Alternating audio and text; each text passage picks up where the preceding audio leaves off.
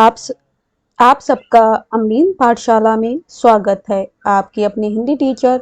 आज हिंदी साहित्य के इतिहास में जो हमारी आधुनिक काल चल रहा है उसमें हम भारतेंदु युग पढ़ चुके हैं। अब द्विवेदी काल जिसे जागरण सुधार काल कहा जाता है वो पढ़ने वाले। ये क्लास 21 है। मीन्स इससे पहले हमारी 20 क्लासेस आ चुकी हैं जो आदिकाल से लेकर जो भारतेंदु काल तक है, भारतेंदु युग तक है, वो हमने करा है।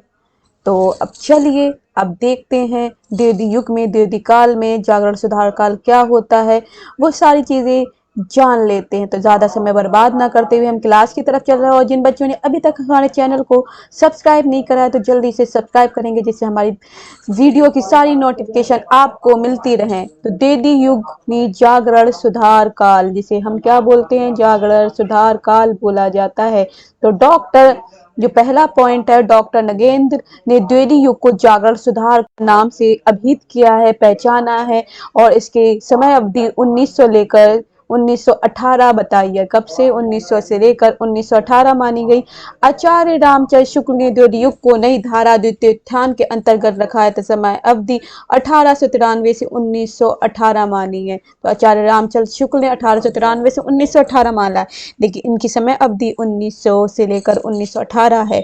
द्विवेदी मंडल कौन कौन से हैं वो जान लेंगे। तो श्रीधर पाठक जो है 1859 से लेकर 1920 ईस्वी के खड़ी बोली के प्रथम स्वच्छंदतावादी कवि है। तो श्रीधर पाठक स्वच्छंदतावादी कवि, प्रथम स्वच्छंदतावादी कवि माने जाते हैं। श्रीधर पाठक ने वज्रयान ब्रज भाषा में मौलिक काव्य कश्मीर सुषमा की रचना 1904 में की है। तो ब्रज भाषा में की है इन्होंने। श्रीधर पाठक द्वारा अनुदित ग्रंथ कौन कौन से वो देख ले रहे हैं। अनुदित रचना, अनुदित मूल रचना, मूल रचनाकार, और ये सही भाषा कौन कौन सी है जान लेते थे। गणितीय और दार्शनिक, इसका वर्ष नहीं दिया गया है। इसके रचनाकार जो है शेफर्ड शेफर्ड एंड फिलासफर, ठीक है। ये मूल रचना है, इसका क्या है, गणरीय अनुदित रचना है, गणरीय और दार्शनिक शेफर्ड एंड फिलासफर की मूल रचना है। इसका अनुवाद किया गया है शेफर्ड एंड फिलासफर का गणरीय और दार्शनिक के रूप में। गृह रचनाकार हैं एकांतवासी योगी जो है ये 1886 में है। हरमिट मूल रचना है, हरमिट का एकांतवासी योगी कर दिया है। मूल रचनाकार हैं गोल्ड स्मिथ और खड़ी बोली में की गई है। इसी तरह से उजड़ ग्राम 1889, डेजंटेट विलेज मूल रचना है। गोल्ड स्मिथ मूल रचनाकार है। ब्रज भाषा है। श्राद्ध पथिक 1902 वर्ष है। ट्रेवलर ऋतु संहार ये आपकी मूल रचना है। कालिदास मूल रचना है, इसका मूल रचनाकार कालिदास है। ऋतु संहार के और ऋतु संहार ये इसका अनुदित रचना है और ब्रज भाषा में लिखा गया है। श्रीधर पाठक की खड़ी बोली में मौलिक कृतियां निम्नलिखित हैं। वनाष्टक, देहरादून, भारत गीत, जगत सच्चे सार, स्वर्गीय वीणा, धन विजय, सांध्य अटल, गुणवंत हेमंत। मीश वनाष्टक देहरादून, वनाष्टक है दूसरे नंबर पे, देहरादून 1915 में है। भारत गीत 1928 में है। जगत सच्चाई सार, और फिर आपके इसमें सारी चीजों में आपके वर्ष नहीं दिए गए, सिर्फ आपको देहरादून 1915 और भारत गीत 1928 में मिली। बाकी आपकी जो गुणवंत है 8वें नंबर पे गुणवंत हेमंत उसमें 1900 दी गई। ये 8 श्रीधर पाठक की रचना है। एक बार फिर से बता रही, वनाष्टक, देहरादून, भारत गीत, जगत सच्चाई सार, स्वर्गीय वीणा, धन विजय, सांध्य अटन, गुणवंत हेमंत। अब श्रीधर पाठक द्वारा ब्रज भाषा में रचित मौलिक काव्य कौन कौन से हैं। कश्मीर सुषमा 1904 में लिखी गई। मनोविनोद 1882 में। ये 2 रचनाएं इनकी किसमें है, ब्रज भाषा में है। श्रीधर पाठक ने एकांतवासी योगी की रचना लावनी या ख्यात शैली में की है। तो एकांतवासी योगी ये इंपॉर्टेंट है बच्चों आपके लिए। तो एकांतवासी योगिनी श्रीधर पाठक ने एकांतवासी योगी की रचना लावनी या ख्याति शैली में की है। श्राद्ध पथिक की रचना रोला छंद में की है। श्रीधर पाठक द्वारा खड़ी बोली में रचित प्रथम कविता गुणवंत हेमंत है तथा खड़ी बोली की प्रथम पुस्तक एकांतवासी योगी है। महावीर प्रसाद द्विवेदी 1864 से 1938 ईस्वी का रायबरेली के दौलतपुर गांव में हुआ था। कहाँ पर होता है? महावीर प्रसाद द्विवेदी का जन्म जो है रायबरेली जो है यूपी में, उसके दौलतपुर गांव में हुआ है। आचार्य रामचंद्र शुक्ल ने लिखा है, हम पंडित महावीर प्रसाद द्विवेदी को पद्य रचना की एक प्रणाली के प्रवर्तक रूप में पाते। तो इम्पोर्टेंट लाइन है ये आपकी कि हम महावीर प्रसाद द्विवेदी को पद्य रचना की एक प्रणाली का प्रवर्तक रूप में पाते हैं। महावीर प्रसाद द्विवेदी ने गद्य और पद्य दोनों के लिए खड़ी बोली, सामान्य बोलचाल की भाषा को प्राथमिकता देने वकालत की है। और इसी तरह महावीर प्रसाद द्विवेदी के अनुदित व मौलिक लगभग 80 ग्रंथ है। इनके प्रमुख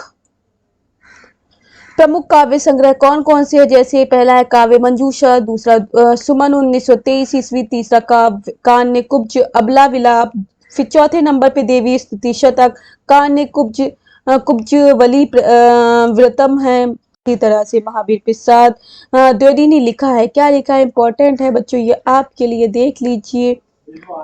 कविता का विजय मनोरंजन एवं उपदेश जनक होना चाहिए। यमुना के किनारे कैली कौतूहल का अद्भुत वर्णन बहुत हो चुका, ना पारखियों पर प्रबंध लिखने की अब कोई आवश्यकता है, न स्वेकीय के गतागत की पहली बुझाने की, चींटी से लेकर हाथी पर्यंत, भिक्षुक से होकर राजा पर्यंत, मनुष्य बिंदु से लेकर समुद्र पर्यंत, जल अनंत, आकाश अनंत, पृथ्वी अनंत, पर्वत सभी पर कविता हो सकती है।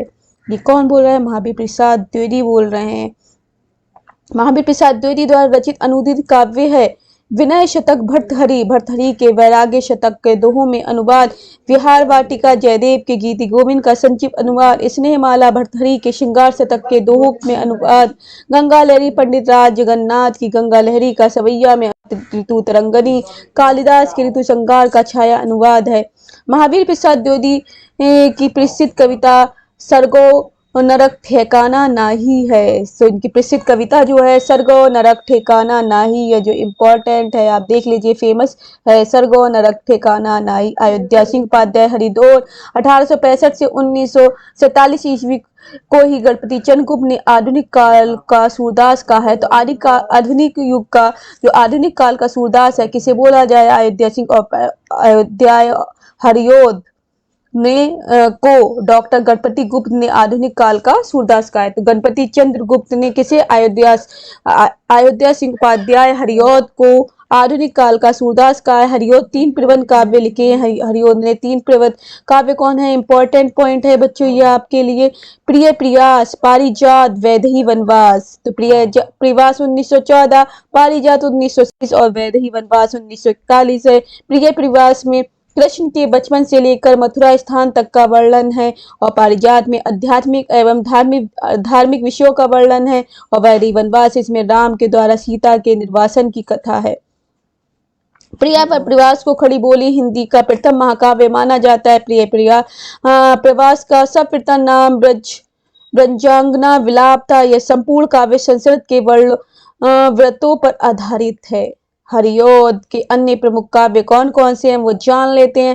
कृष्ण शतक 1882 ईस्वी में, रसिक रहस्य 1899, प्रेम बुद्ध वृद्धि 1900 में, प्रेम प्रपंच 1900 में, प्रेमाभूष प्रश्वर्ण 1901 में, प्रेमाभू प्रभा 1901 में, चौखे चब्दे 1932 में, चुपते चौपदे 1924 में, पदम प्रसूत 1925, बोलचाल 1928, रस 1931, फूल पत्ते 1935, कल्पलता 1937 और ग्राम गीत 1938 ईस्वी, और हरियोद सतसई में 1940 और मर्म स्पर्श 1956 में।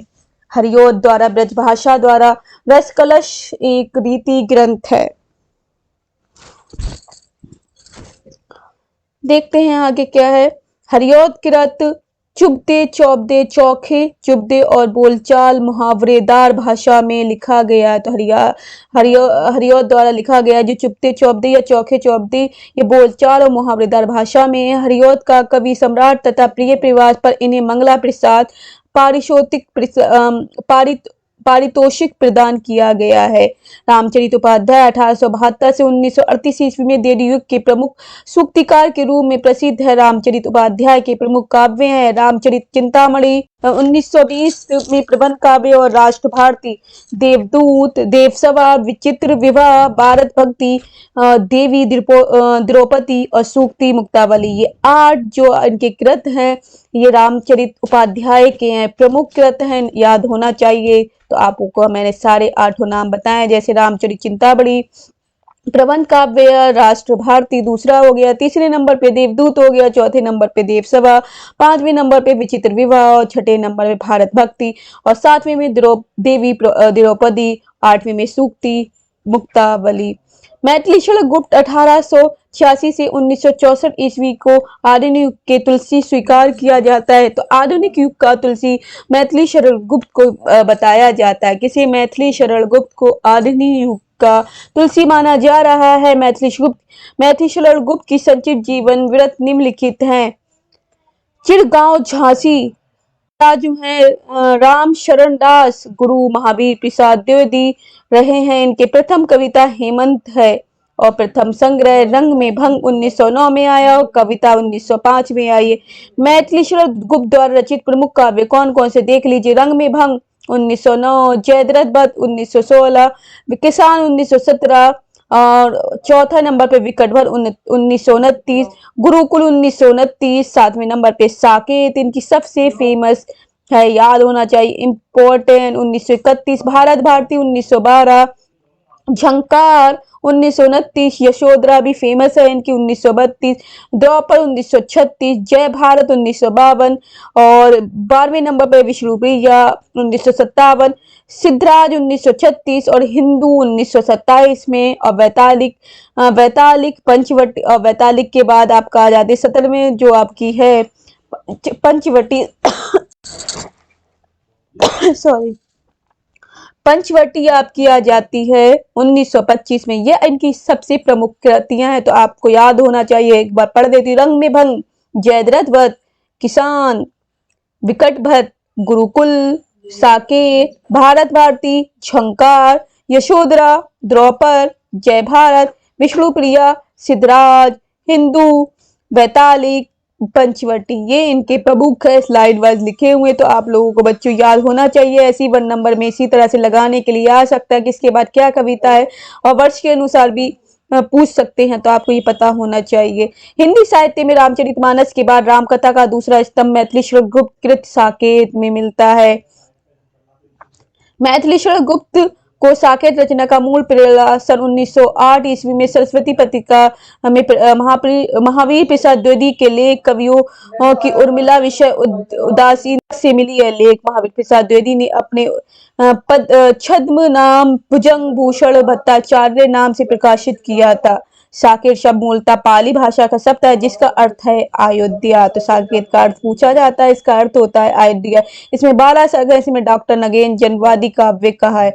डॉक्टर नगेन ने जनवादी काव्य कहा है। क्या पूछ सकते हैं, इंपॉर्टेंट है कि डॉक्टर नगेन ने इसे साकेत को क्या कहा है, जनवादी काव्य कहा है। आचार्य रामचंद्र शुक्ल ने गुप्त जी को सामंजस्यवादी कवि का। ये सारे इंपॉर्टेंट बच्चों पॉइंट है जो मैं बोल रही हूँ, तो यहाँ पर आपको पता होना चाहिए, इंपॉर्टेंट पॉइंट है सारे। तो आचार्य रामचंद्र शुक्ल ने गुप्त जी को सामंजस्यवादी कवि कहा है और मैथिली शरण गुप्त को भारत भारती रचना की मूल प्रेरणा मुसद्दसे हाली तथा ब्रजमोहन दत्ता क्षेत्रीय काफिकृत भारत दर्पण पुस्तक से प्राप्त है। मुसद्दसे हाली आपको पता होना चाहिए। ये मैथिली शरण गुप्त ने स्वयं को कौटुंबिकीय कवि मात्र कहा है। इन्हें भारती लिखने पर महात्मा गांधी ने राष्ट्र कवि की उपाधि दी है। तो भारत भारती लिखने पर इन्हें महात्मा गांधी ने राष्ट्र कवि के रूप में कहा है। इसी तरह से मैथिली शरण गुप्त द्वारा अनुदित काव्य कौन कौन से वो देख लीजिए। प्लासी का युद्ध, मेघनाद वंश, व्रत संहार।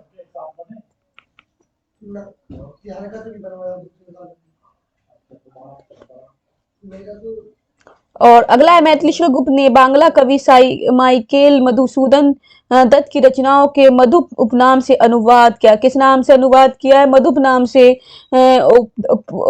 अनुवाद कर दिया है। गुप्त जी ने मार्क्स की पुत्री जैनी और जैनी नामक काव्य लिखा है और गुप्त जी ने, जो गुप्त जी को मैथिली शरण गुप्त कहते हैं, तो मीस इन्होंने द्योतिकाल के हरिगीतिका छंद का बादशाह कहा जाता है। तो गुप्त जी को द्योतिकाल का हरिगीतिका छंद का क्या कहा जा रहा है? बादशाह कहा रहा है। द्विवेदी जी को,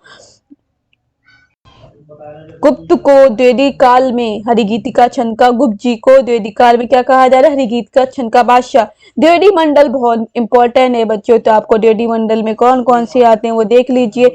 गिरिधर शर्मा और लोचन प्रसाद पांडे, ये इनके कौन से हैं? द्विवेदी मंडल में दो कवि आ रहे हैं, गिरिधर शर्मा नवरत्न और लोचन प्रसाद पांडे। और गिरिधर शर्मा जो हैं इनका 1881 में झालरा पटन जन्म स्थान है और रचनाएं हैं मातृवंदना मौलिक कृति है। और लोचन प्रसाद 1886 से 1959 के बीच में रहे हैं और बालापुर मध्य प्रदेश में इनकी जन्म स्थान रहा है। और इनका प्रवासी, मेवाड़ गाथा, महानदी, पद्य, पुष्पांजलि, मृगी, दुखमोचन, ये सारे इनकी रचनाएं हैं। तो आपको पता होना चाहिए गिरिधर द्विवेदी मंडल के दो कवि हैं, गिरिधर शर्मा नवरत्न और लोचन प्रसाद पांडे। गिरिधर शर्मा गोल्ड स्मिथ कृत हरमिट का संस्कृत श्लोकों का अनुवाद किया है। तो गोल्ड स्मिथ कृत जो हरमिट है उसका संस्कृत श्लोकों में अनुवाद कर दिया है। और सन 1928 में गिरिधर शर्मा ने माँ का शिशुपाल वध के 2 सर्गों में हिंदी मांग नाम से अनुवाद कर दिया था। और लोचन प्रसाद पांडे ने चित्तौड़ के भीमसेन के अपूर्व सत्व त्यागी की कथा नंदास की रास पंचाध्यायी का ढंग पर लिखी है। और लोचन प्रसाद पांडे के रथ मृगुधि खमोचन में इनकी पशुओं तक पहुंचने वाली व्यापक और संपूर्ण दयापूर्ण काव्य दृष्टि का पता चलता है। लोचन प्रसाद पांडे काव्य विनोद तथा साहित्य वाचस्पति की उपाधि प्राप्त की थी। द्विवेदी मंडल के बाहर के कवि कौन कौन से वो जान लेते हैं। नाथूराम शर्मा शंकर, जो 1859 से 1932 अलीगढ़ में ही इनका जन्म स्थान है और इनकी रचनाएं अनुराग रत्न, शंकर सरोज, शंकर सरवर 1951 में लिखी गई है और गर्भधारण रहस्य है। और इसी तरह से बाल मुकुंद गुप्त आ जाते हैं, जो द्विवेदी मंडल के बाहर के कवि है। नाथूराम शर्मा शंकर और बाल मुकुंद गुप्त 1865 से 1907 तक माने जाते हैं। रोहतक जन्म स्थान है। स्फुट कविता 1905 ईस्वी में है। लाला भगवती भगवादीन है 1966 से 1933 फतेहपुर में है। वीर छत्राणी है, वीर बालक है, वीर पचरत्न है और नवीन बीन है। राय देवी प्रसाद पूर्ण 1868 में 1915 जबलपुर में है। धाराधार धावन 1902 ईस्वी। स्वदेशी कुंडल इनकी रचनाएं हैं। इसी तरह से इनकी और भी रचनाएं आ जाती है, देख लेते हैं। मृत्युंजय 1904 ईस्वी में। राम रावण विरोध 1906 ईस्वी में। वसंत वियोग 12 में पूर्ण संग्रह है, जो ये पूर्ण संग्रह के रूप में है। इसी तरह से अगली आ जाती सैयद अमीर अली मीर 1837 से 1937 सागर तक है। उल्हाना पंचक दूसरा अनियोक्ति शतक है। कामता प्रसाद गुरु 1875 से 1947 सागर तक है।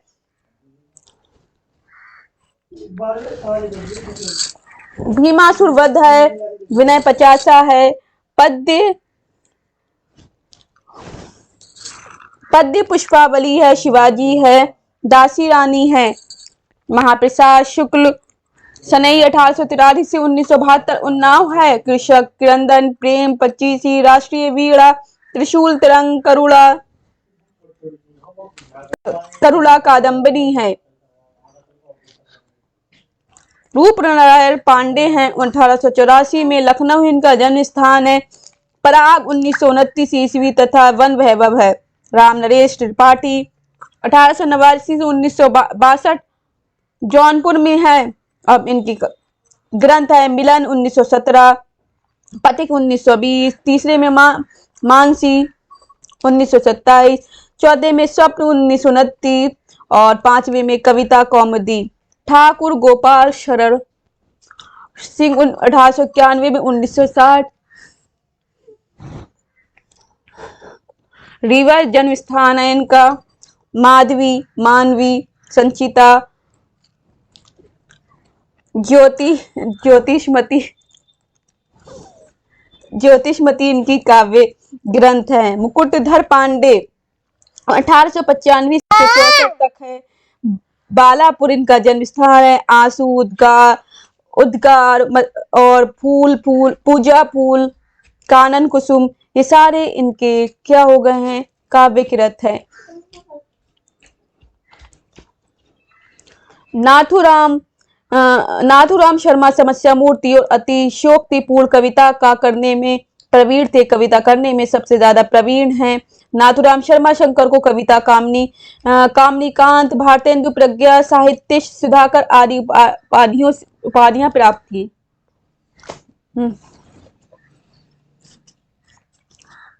नाथूराम शर्मा शंकर के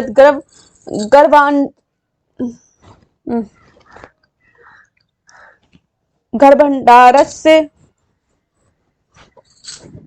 एक प्रबंध काव्य। नाथूराम शर्मा शंकर किरत जो है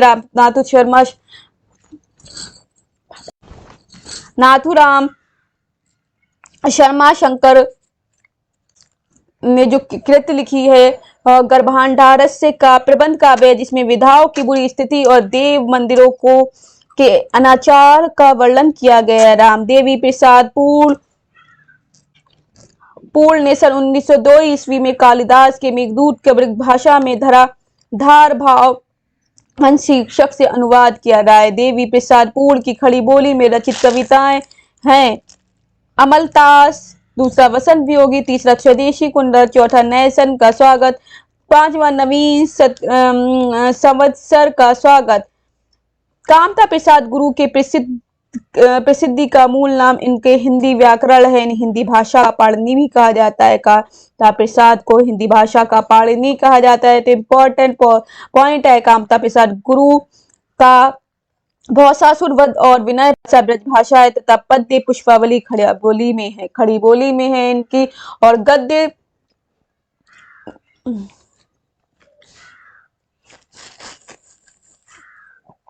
गया प्रसाद शुक्ल श्रृंगारिक कविताएं, इनकी श्रृंगारिक कविताएं स्नेही उपनाम से लिखते थे। राष्ट्रीय भावनाओं की कविताएं त्रिशूल उपनाम से लिखते थे।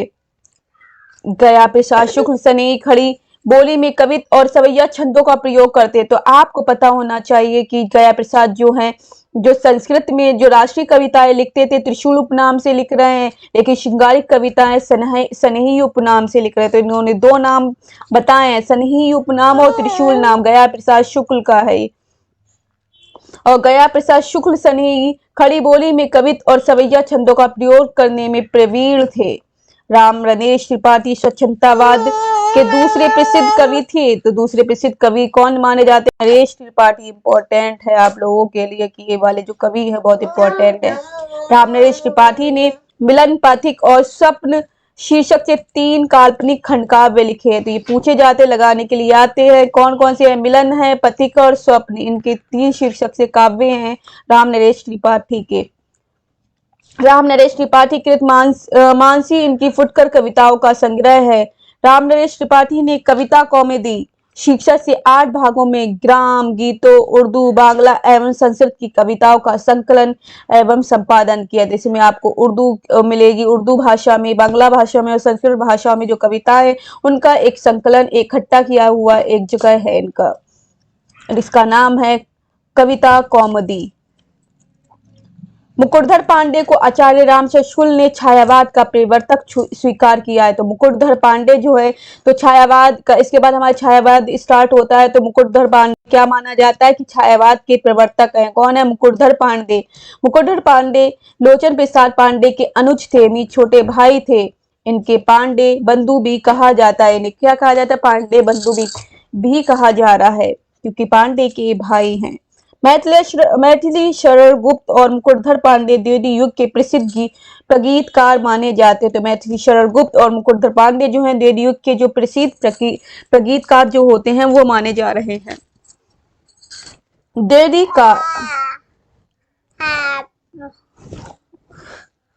काल ब्रज भाषा काव्य काल क्रमानुसार जगन्नाथ रत्नाकर का संक्षिप्त विवरण हम जान लेते हैं। जगन्नाथ इनका जो जन्म और मृत्यु हुआ 1866 से 1932 में। पुरुषोत्तम दास हैं इनके पिता और गुरु हैं नवनीत लाल चतुर्वेदी। उपनाम है रत्नाकर। रत्नाकर उर्दू में जकी उपनाम से कविता लिखते थे। उर्दू में किस नाम से लिख रहे हैं? जकी उपनाम से लिख रहे हैं। रत्नाकर के प्रमुख काव्य कृतियां निम्नलिखित है। गंगावतरण 1927 ईस्वी, उद्देव शतक 1929, हरिश्चंद्र हिंडोला 1894, श्रृंगार लहरी।